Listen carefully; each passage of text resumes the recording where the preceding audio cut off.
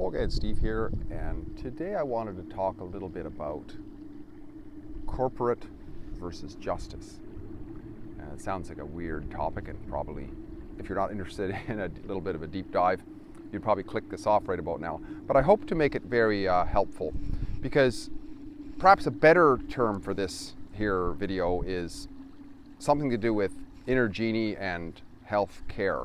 But I didn't know how to make that work, but it's a discussion mainly about what the Inner Genie project is, with a few tangents. See, because at one point somebody asked me, what is it that I do? And I had a bit of a hard time figuring out what that was, really. I mean, I have a mission statement for the Inner Genie project, but really deep down, I would say that all of the 7 books that I've written so far and the work that I've done revolves around a form of health care. So I would say that, honestly, I work as a healthcare practitioner. Because, and many people would say that. I know somebody who works in a hospital. That person would say she's a healthcare practitioner in some ways, which she is in a way. But it's rather superficial, I would say, because a lot of times what we think of as healthcare practice is dealing with the effects of people's actions or things that were ignored. And of course, we all get to a point in life where we're, very old chronologically, and we have issues come up. But along the way, I would say that it's our responsibility to live as responsible as we can be for the life that we have.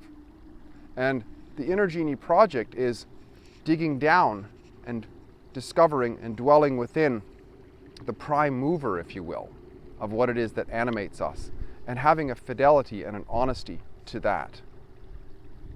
And the reason I wanted to talk a little bit about corporate versus justice is because these are kind of two extremes of where it is that many people live. I think most people live in a corporate structure. And if we can get closer to justice, which is more along the lines of sort of natural law and being honest and realizing that there's consequences and being responsible, then I think we're getting closer to being our own active healthcare practitioners. This topic came to me actually as I was riding my bicycle to work this morning, and there was a pickup truck in front of me that had a big sign on the back that says, "This truck is speed limited." It had some kind of a governor in it, I guess. And I thought to myself, in light of all the lockdowns and the top-down authoritarianism that's been going on, this is all corporate structure. It's all external to us.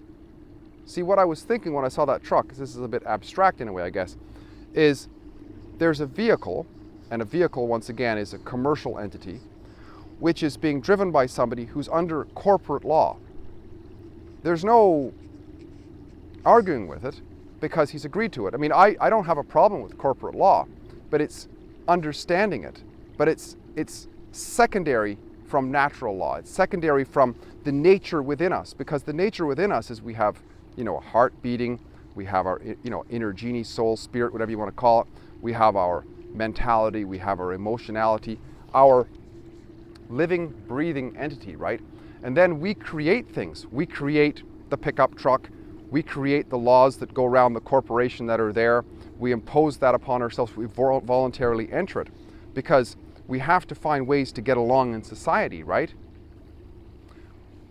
When I used to volunteer to be in a Toastmasters club, we had rules and regulations, but I volunteered to comply with them because that was the deal, and that's perfectly fine. As long as we know who it is that's agreeing to it and why we're agreeing to it, and it all makes sense. And if we have issues with it, we can bring it up and maybe tinker with this and tinker with that, get it a little bit more effective. But that's corporate. That's something that we've created. But genuine justice, when we come back to justice, there's sort of parodies of justice called justice systems and so on, but it's not necessarily justice, because even those are run on a corporate substrate, right? Because all major systems in the world, government, religions, and all that sort of stuff, they run on a legal shell fiction or whatever. And many times they operate under the presumption that they have authority over other people. But if you always dig down into it, you will realize that the people who develop these things are cunning enough to realize that the only reason why it exists is because of the fundamental justice that exists within people to make a decision to comply with it, to agree to it, either overtly or tacitly.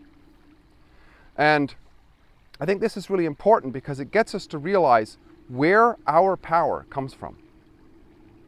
We don't get our rights because people said we can do this. We get our rights because we've made a decision. Now, at times, a gun is held to our head, and the only choice we have is to comply or die. But at the same time, in that moment, we have that decision.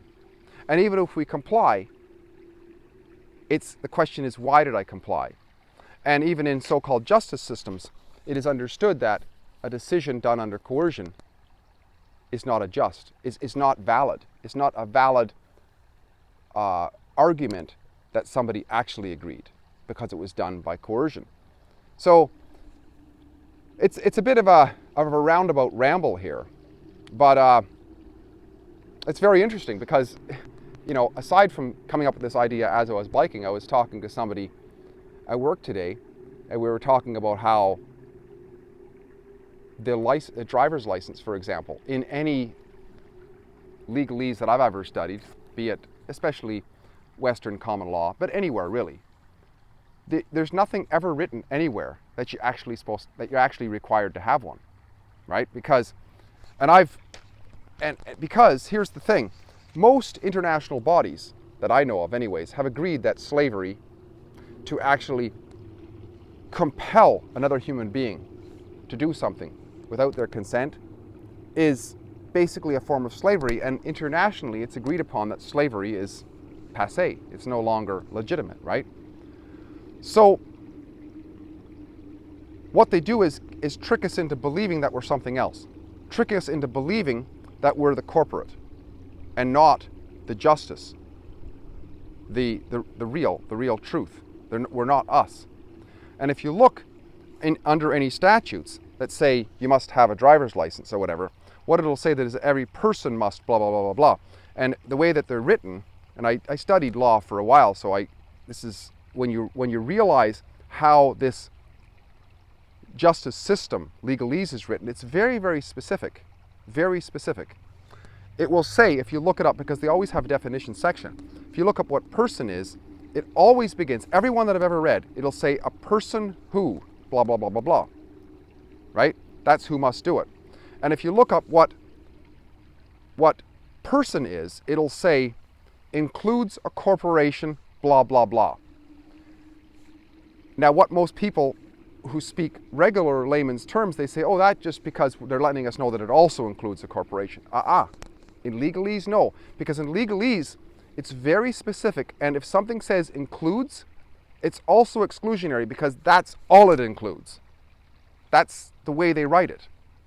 In legalese, it was explained to me that something along the lines that if somebody passes you a box that's completely sealed and they tell you the contents of that box includes a dead hamster and an apple, based on what is said, there's no grounds to assume that anything else is included. So when you read that a person is a corporation, includes a corporation rather, that's all it includes. There's nothing else but a corporation. It does not include the man, does not include the woman, does not include your spirit, your mind, anything. And that's who has to have the license, is the corporation. But people have been tricked into it. People have been tricked into it, and this is the nature of the demonic possession, really, right? The demonic possession is that we believe we are something else, that something possesses us. And, you know, we are flesh and blood, mind, spirit, inner genie, emotions, and all that together, right? And then with all that, we create a fiction called an entity, a role or whatever. I am this name. I am Steve, whatever. No, I'm not Steve. People say, I am a Canadian. No, you're not a Canadian. A Canadian is something that somebody created. It's a legal construct. How can you be a legal construct? Two people standing over there. One says they're Canadian, one says they're Afghanistan person. They were twins at at birth and they were adopted to different families that went to different countries. You look at them, they're identical twins. How do you tell one from the other? They're not the citizenship. We're not what we create. What we create is what we create. Very often it's fictions. But I think this is important for us to, in our inner genie path, just to be honest and come back to what we are. Start at the basis and work from there, right? What does Jesus say he is over and over and over again? Christians will argue with me on this. He says that he's the Son of Man. And if you look back in ancient history, everybody was son of something. They always identified themselves starting with son of. And you see that throughout cross cultures. You have McDonald's, son of Donald's. O'Brien, son of Brian. DeFair, son of the Fairs. Bin Laden, from Laden. And so on, and so on. Fitzgerald, son of Gerald. You know, son of man, DeMan. Von Man, MacMan, whatever you want to call it, whatever language you come from. Son of man. He's basically saying that he's man. What more do you need? You know, I've tried it before. I was in court once in my life, and I mentioned a little bit of this stuff, and I had heard that this happens, but the judge stormed out of the room. He shut the thing down right now. He stormed out. We're taking a recess. Because this stuff, they know this stuff. They know they do not have jurisdiction over man. They have jurisdiction over the corporation. And when we, as man, agree to be the corporation, we say that we are the corporation, then they assume that they have control over us. It's a very, very interesting trick. It's something for us to be aware of. Not that we don't have to, at times, operate in that system. I mean, that's where people are. We have to go where people are, right? But we just know what we're doing, why we're doing it, and begin from there. And it is amazingly, amazingly awakening. What do you think? Corporation versus justice. Corporation versus the man. Corporation versus the woman, the child. The reality, the truth, the basis. It's the Son of Man. Very interesting stuff. A little bit deep perhaps, but hey, sometimes when we just look at something a little bit different, all of a sudden, wow, we see something different. Look at things with a bit of a, have the open-mindedness to say, hey, what's that guy actually talking about? Does that make any sense? And even if it doesn't make any sense, maybe something tangentially to it does. I don't know, sometimes we get our mind working in such a way, we see things differently, and all of a sudden when we see things differently and things become more clear to us, our eyes are open, we can act more honestly with ourselves, with others, and more effectively. Because when we're seeing more, we have more opportunity to see our errors, see improvements, see opportunities, etc., right? Anyways, great chatting. We'll talk again soon. Bye for now.